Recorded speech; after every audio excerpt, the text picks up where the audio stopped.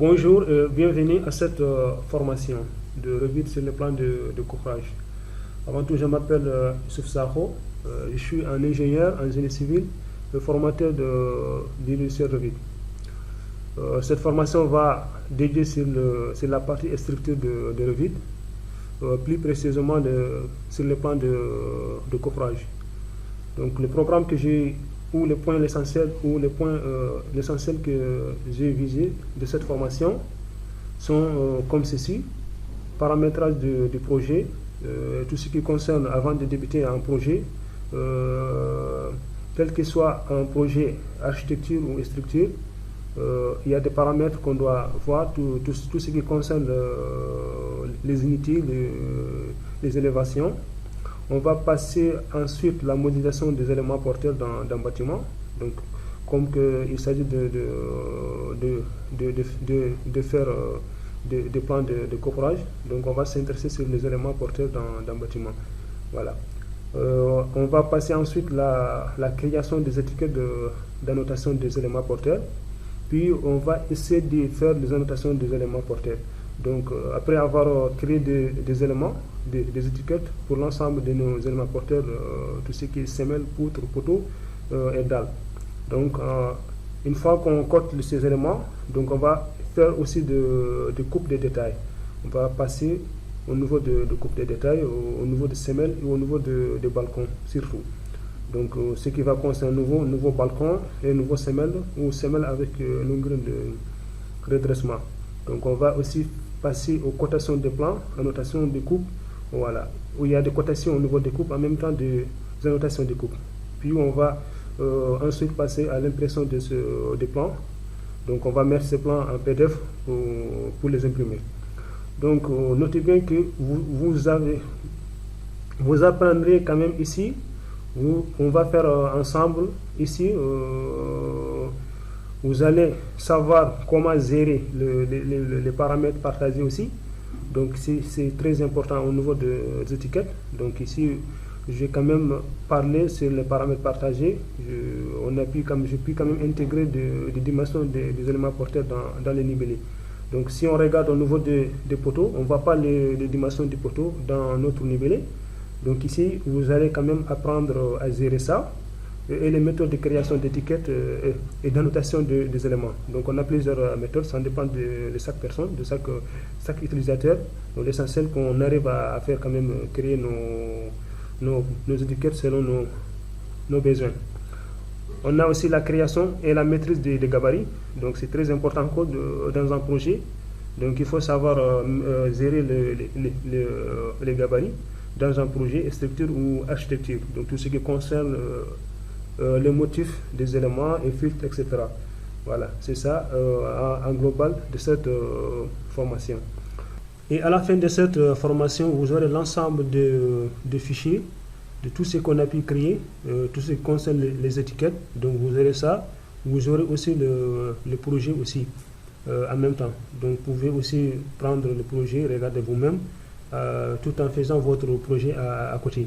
Donc il y a aussi des semelles que j'ai éditées à côté. Donc vous pouvez aussi utiliser ces semelles dans vos futurs projets.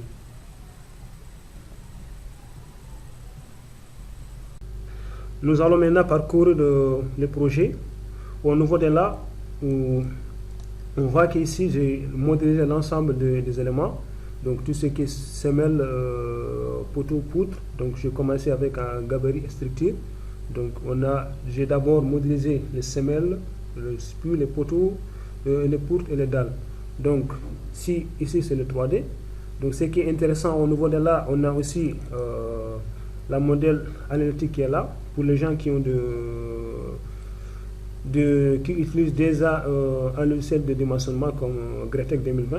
Donc si vous avez Revit 2020, ça peut marcher avec Greatech 2020. Ou si vous avez Revit 2019, ça peut marcher avec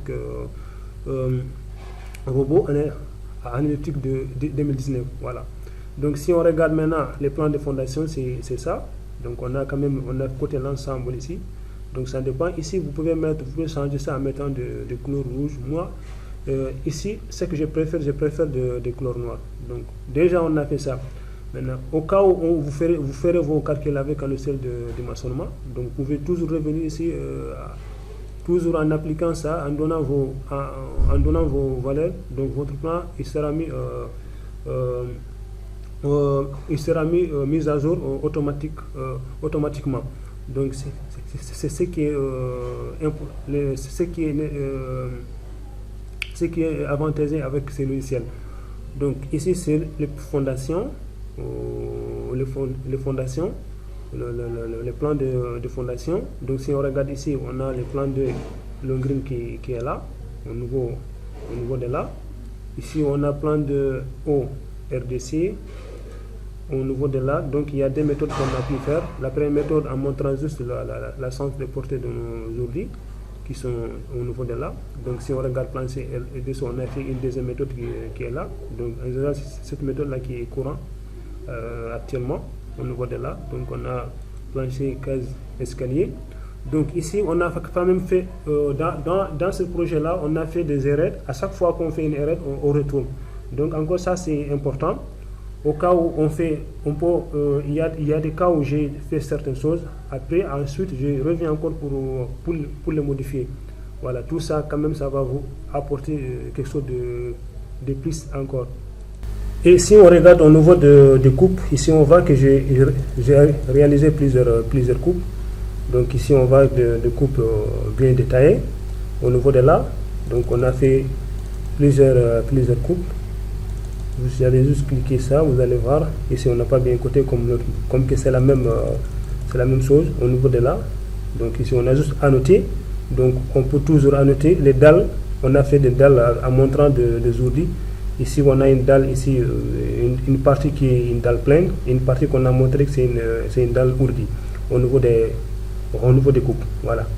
Donc si on regarde pour les coupes 4, on voit qu'ici on a quand même fait réaliser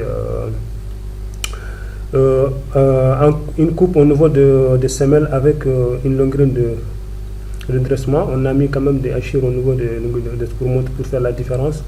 Donc ici encore on a fait au niveau de semelle isolée. Donc ici c'est juste quelque chose qu'on a montré. Donc vous pouvez toujours augmenter celle-là un peu en montrant le béton de propriété. La plupart on a des petites bordures au niveau de là. Voilà. Donc je vous souhaite une excellente formation et on se dit à bientôt pour le début de cette formation.